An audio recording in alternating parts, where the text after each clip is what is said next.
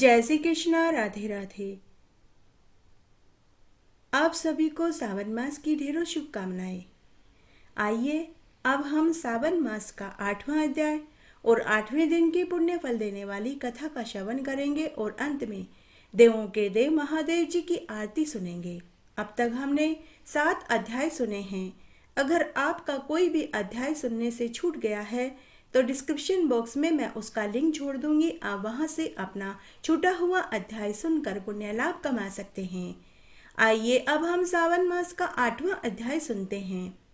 भगवान महादेव ने सनत कुमार से कहा कि हे सनत कुमार, अब मैं तुमसे महापाप नाशक बुद्ध और बृहस्पति जी के व्रत को कहता हूँ, जिसके करने से मनुष्य को उत्तम सिद्धि प्राप्त हो जाती है।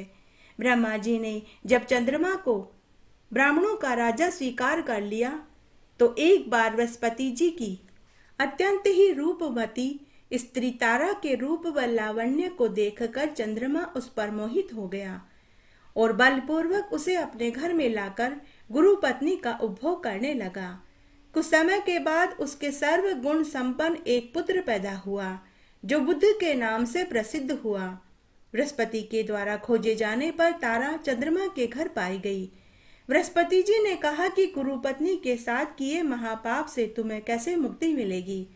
बृहस्पति जी के द्वारा बहुत आग्रह किए जाने पर भी चंद्रमा ने उनको उनकी पत्नी नहीं लौटाई। तो बृहस्पति जी ने देव सभा में जाकर देवराज इंद्र से कहा कि चंद्रमा ने मेरी पत्नी तारा को चुरा लिया है और मांगने पर भी वह मेरी स्त्री मुझे नहीं लौटा रहा। हे देवराज इंद्र, आप चंद्रमा से मेरी पत्नी मुझे दिलवाइए, अन्यथा चंद्रमा द्वारा किए गए पाप का दोष आपको भी लगेगा, क्योंकि धर्म शास्त्र के अनुसार प्रजा के द्वारा किया गया पाप राजा को ही लगता है और दुर्बल का बल राजा होता है। उसके बाद देवराज इंद्र ने चंद्रमा को बुलाकर बृहस्पति की पत्नी लौटाने के लिए कहा। तो चंद्रमा ने कहा कि मैं आपकी आज्ञा के अनुसार स्त्री तो वापस दे दूंगा, किंतु उससे पैदा हुआ पुत्र नहीं दूंगा, क्योंकि वह मेरे अंश से उत्पन्न हुआ है। यह सुनकर सभी देवतागण दुविधा में पड़ गए और विचार करने लगे कि यह बात तो केवल माता ही जानती है कि यह पुत्र किसके अंश से उत्पन्न हुआ है। अतः देवताओं ने जाकर तारा से पूछा कि सत्य सत्य कहना कि यह पुत्र किसके अंश से पैदा हुआ है। तब तारा ने लज्जा पूर्वक कहा कि वह चंद्रमा का औरस पुत्र तथा बृहस्पति का क्षेत्रज पुत्र है। तब शास्त्र के निर्णय के अनुसार देवताओं ने बुद्ध नामक बालक चंद्रमा को दे दिया।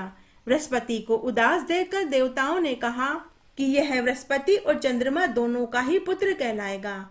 साथ ही यह वरदान भी दिया कि जो व्यक्ति सावन मास में बुद्ध और बृहस्पति दोनों का एक साथ पूजन करेंगे, नैवेद्य में दही और भात चढ़ाएंगे, दोनों की मूर्तियां हिंडोले में रखकर पूजा करेंगे, वे दीर्घायु होकर सर्वगुण संपन्न हो जाएंगे।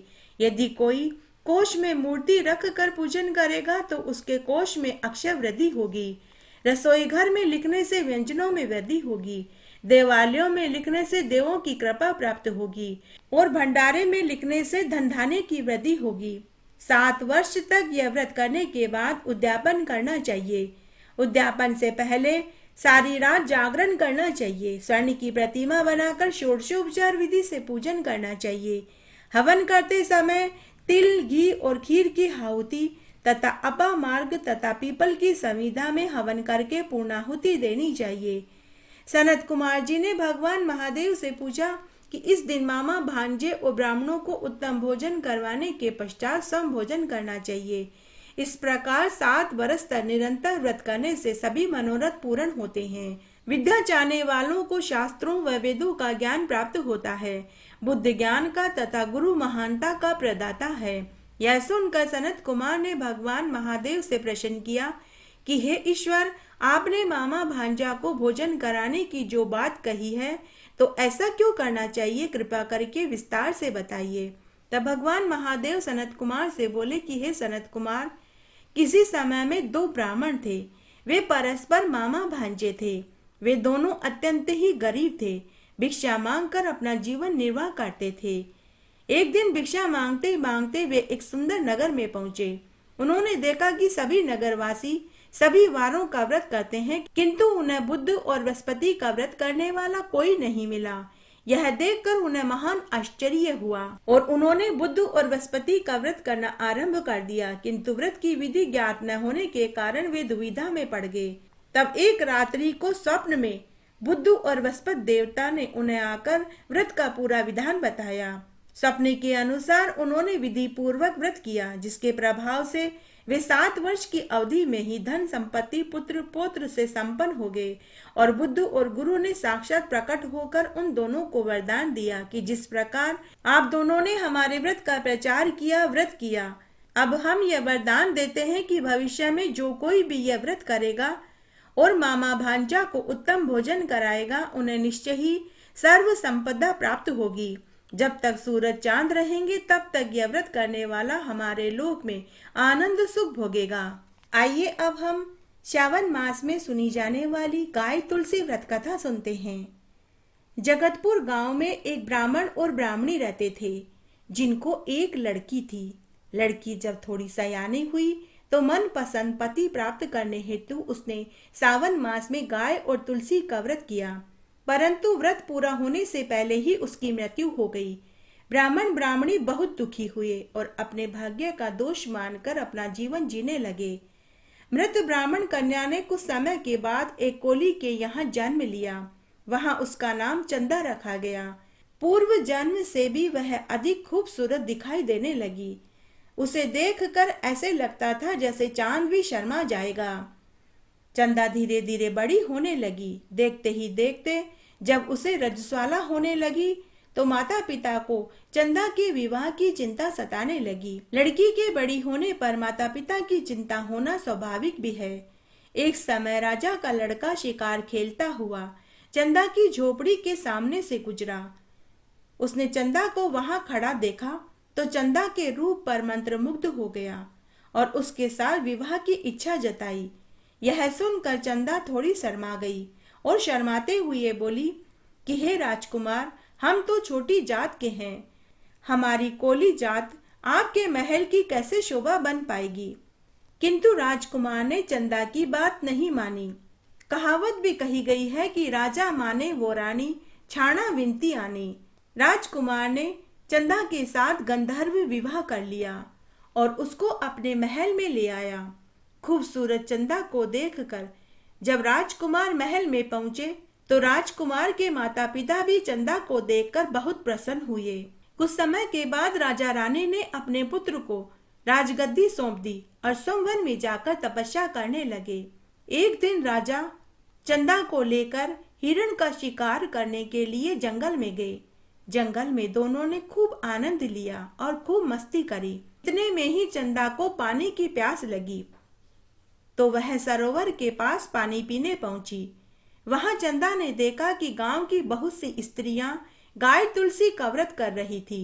यह देखकर चंदा को बड़ा अजीब लगा। उसने उन स्त्रियों से पूछा कि तुम सब यह किसकी पूजा कर रही हो और किसका व्रत कर रही हो? तो उन्होंने कहा कि यह व्रत संतान प्राप्ति के लिए किया जाता है। तो उन्होंने कहा कि हम सब सावन मास की अमावस्या का व्रत कर रहे हैं।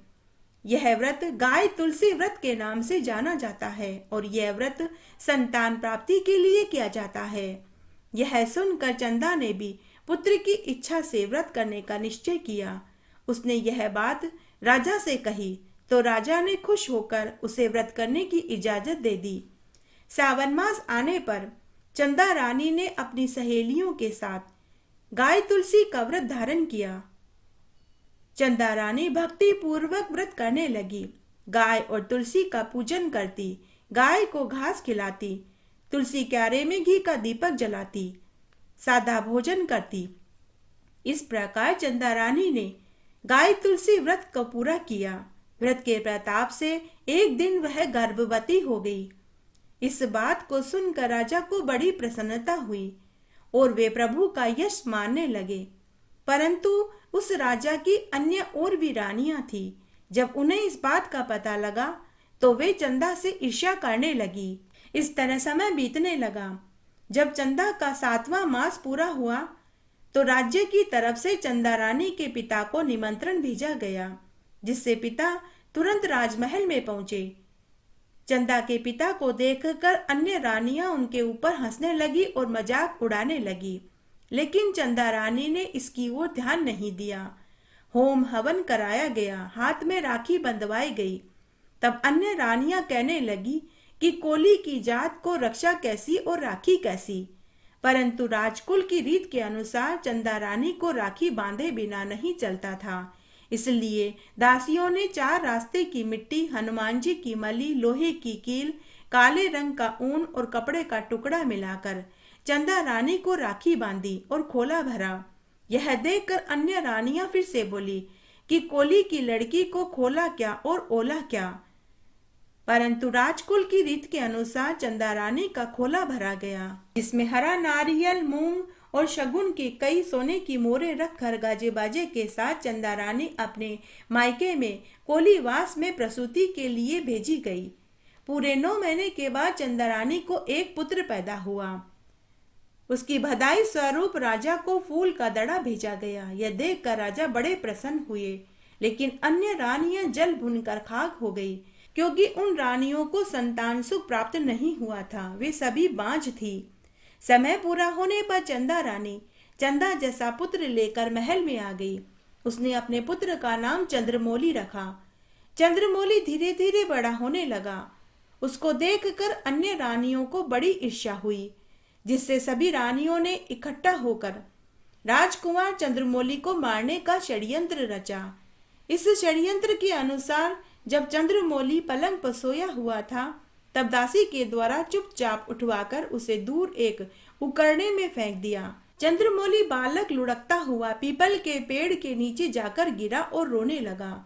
उसी समय वहां एक सुतार की लड़की पीपल के पेड़ की पूजा करने आई।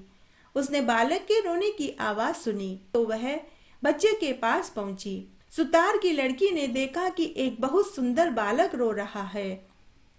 उस लड़की के कोई भाई नहीं था, इसलिए बालक को देखकर वह उसे अपना भाई बनाने का विचार करने लगी। सुतार की लड़की ने बालक को उठा लिया, परंतु किसी को पूछे बिना किसी का लड़का कैसे घर ले जाए? क्या करना चाहिए, किससे पूछना चाहिए? यहाँ तो कोई भी नहीं। सुतार की लड़की इस तरह मन में विचार करने लगी। इतने में ही सामने से उसे एक गाय आती हुई दिखाई दी। सुतार की लड़की ने गाय से पूछा कि हे गाय माता, यह भाई किसका है? गाय माता कहने लगी कि जो खिलाए प्यार करे उसका। सुतार की लड़की बोली कि मैं इसको खिलाऊंगी भी और प्यार भी करूंगी। तो गाय माता बोली कि ठीक है, फिर तू ही इसे ले जा, आज से यह तेरा भाई हुआ। सुतार की लड़की ने बालक को अपनी छाती से लगा लिया तो राजकुंवर का रोना बंद हो गया। सुतार की लड़की भाई को लेकर घर आ गई और अपने माता पिता को पूरी बात बताई। माता पिता भी उसकी बात सुनकर बहुत प्रसन्न हुए कि गाय माता ने ही उसकी बेटी को भाई दिया है। इस तरह वे लोग राजकुमार को पालने पोसने लगे। समय बीतने लगा। राजकुमार थोड़ा थोड़ा बोलने लगे। वे काका, बाबा इत्यादि शब्द बोलने लगे। एक दिन राजकुमार ने तुतलाती तुतलाती भाषा में अपने पिता से कहा कि बाबा बाबा मुझे घोड़ा बना कर के दो। सुतार ने एक लकड़ी का घोड़ा बना कर के राजकुमार को दे दिया। कुछ दिनों के बाद राजकुमार लकड़ी का घोड़ा लेकर नदी के किनारे गए और घोड़े को पानी पिलाने लगा और बोला कि घोड़ा घोड़ा पानी पी ले। उस समय महल की दासियां वहां रानियों के कपड़े धो रही थी। यह सुनकर वहां पानी भरने आई राजमहल की दासियां सुतार के लड़के पर हंसने लगी और बोली कि अरे ओ सुतार के लड़के, भला लकड़ी का घोड़ा भी कोई पानी पीता है? तू तो निरा मूर्ख है। राजकुमार यह सुनकर गुस्से में आ गया और एक पत्थर उठाकर दासी को दे मारा, जिससे दासी का सिर फूट गया और खून बहने लगा। यह देखकर दासियां घबरा गई और राजकुमार को उठाकर महल में ले गई और महल में लाकर सभी रानियों को पूरी बात बताई। राजा की 6 बड़ी रानियां सुतार के लड़के पर गुस्सा होने लगी, लेकिन चंदा रानी सुतार के लड़के को देखकर मंत्रमुग्ध हो गई। तभी एक चमत्कार हुआ। चंदा रानी के स्तन से दूध की धारा फूट पड़ी और राजकुमार चंद्रमौली के मुंह पर जाकर के गिरी। यह चमत्कार देखकर चंदा रानी ने उस बालक को अपने सीने से लगा लिया। बालक भी अपनी माँ के सीने से लगकर खूब रोया। चंदा रानी ने अपने पुत्र को पहचान लिया और पुत्र ने भी अपनी माँ को पहचान लिया। फिर सुतार की लड़की को बुलाकर के पूरी बात पूछी गई। तब राजा ने पूरी सच्चाई पूछी। तब मालूम हुआ कि ईर्ष्यालु रानियों ने कुंवर को उकड़ने में फेंक दिया था। फिर सुतार की लड़की को बुलाकर के पूरी सच्चाई पूछी गई। सुतार की लड़की ने पूरी सच्चाई बता दी। जब राजा को इस बात का पता चला, तब राजा ने 6 बड़ी रानियों और दासियों से इसकी पूरी सच्चाई पूछी। दासियों का धैर्य टूट गया। दासी ने राजा को पूरी सच्चाई बता दी कि हमने तो बड़ी रानियों के कहने पर राजकुंवर को उकड़ने में फेंक दिया था। यह सुनकर राजा को 6 बड़ी रानियों पर बहुत क्रोध आया। राजा उन्हें मृत्युदंड की सजा देने को तैयार हुआ, लेकिन चंदा रानी ने राजा से प्रार्थना करी कि आप इन्हें माफ कर दीजिए। सभी रानियां चंदा रानी की उदारता पर मुग्ध होकर उससे माफी मांगने लगी। चंदा रानी ने सभी रानियों को सावन मास में गाय और तुलसी व्रत करने की सलाह दी और व्रत की पूरी विधि भी बताई। साथ यह भी कहा कि बच्चा न होने का क्या दुख होता है मैं अच्छे से समझ सकती हूँ। अगर आपके भी पुत्र होता तो आप यह घिनौना कार्य कभी नहीं करती। अब आप मेरे कथना अनुसार सावन मास की अमावस्या को गाय तुलसी व्रत करो। गाय और तुलसी की पूजा करो। गाय माता और तुलसी माता आपको भी पुत्र का वरदान अवश्य देगी। तब सभी रानियों ने यह व्रत किया। राजकुमार चंद्रमौली जवान होने पर पिता की गद्दी पर बैठे। कई वर्षों तक उन्होंने शासन किया। हे गाय तुलसी माता, जैसे आप चंदा रानी को फली फूली, वैसे सबको फलना फूलना। कहानी कहने वाले को, सुनने वाले को और हुक्कारा भरने वाले को बोलिए गाय माता की जय, तुलसी माता की जय। ओम जय शिव ओंकारा, स्वामी हर शिव ओंकारा। ब्रह्मा विष्णु सदा शिव, बोले भोलेनाथ सदा शिव। अर्धांगी धारा, ओम हर हर हर महादेव। एकानन चतुरानन, पंचानन राजे, शिव पंचानन राजे। हंसासन गरुड़ासन, हंसासन गरुड़ासन, वृषवाहन साजे, ओम हर हर हर महादेव। 2 भुज 4 चतुर्भुज, 10 भुज ते सोहे, शिव 10 भुज ते सोवे। तीनों रूप निरखता, तीनों रूप निरखता, त्रिभुवन जन मोहे, ओम हर हर हर महादेव। अक्षमाला वनमाला, मुंडमाला धारी, शिव मुंडमाला धारी। त्रिपुरारी रे मुरारी, त्रिपुरारी रे मुरारी, कर कमलाधारी, ओम हर हर हर महादेव। श्वेतांबर पीतांबर, बाघांबर अंगे, शिव बाधांबर अंगे। सनकादिक ब्रह्मादिक, सनकादिक ब्रह्मादिक, भूतादिक संगे, ओम हर हर हर महादेव। करके मध्य कमंडल, चक्र त्रिशूल धरता, शिव चक्र त्रिशूल धरता। सुख करता दुख हरता, सुख करता दुख हरता, जग पालन करता, ओम हर हर हर महादेव। 64 योगिनी गावत, नृत करत भेरू, शिव नृत करत भेरू। बाजत ताल मृदंगा, बाजत ताल मृदंगा, अर बाजत डमरू, ओम हर हर हर महादेव। लक्ष्मी वर सावित्री, पार्वती संगे, शिव पार्वती संगे। अर्धांगी गायत्री, अर्धांगी गायत्री, सिर सोहे गंगे, ओम हर हर हर महादेव। काशी में विश्वनाथ विराजे, नंदो ब्रह्मचारी, शिव नंदो ब्रह्मचारी। नितुट भोग लगाऊं, नितुट दर्शन पाऊं, महिमा अति भारी, ओम हर हर हर महादेव। ब्रह्मा विष्णु सदाशिव जानत अविवेका, शिव जानत अविवेका। प्रणवाक्षर के मध्य ये तीनों एका। ओम हर हर हर महादेव। त्रिगुण स्वामी जी की आरती जो कोई जन गावे, शिव जो कोई जन गावे। कहत शिवानंद स्वामी, कहत भोलानंद स्वामी, मन वांछित फल पावे। ओम हर हर हर महादेव। ओम जय शिव ओंकारा, स्वामी हर शिव ओंकारा।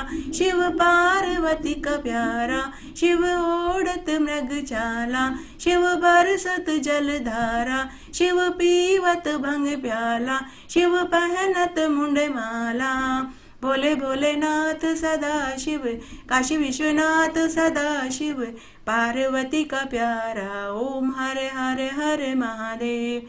जय हो महादेव, पार्वती जी की जय। इस तरह आज हमने श्रावण मास के महात्म्य का 5वां अध्याय और 5वें दिन की पुण्य फल देने वाली कहानी सुनी और अंत में देवों के देव महादेव जी की आरती सुनी। आशा करती हूँ आपको यह महात्म्य कथा कहानियाँ जरूर पसंद आएगी और आपको इन कथा कहानियों को सुनने का पूर्ण फल भी प्राप्त होगा। मेरे साथ बने रहने के लिए आपका धन्यवाद। आगे आने वाली कथा कहानी के लिए भी आप इसी तरह मेरे साथ बने रहें।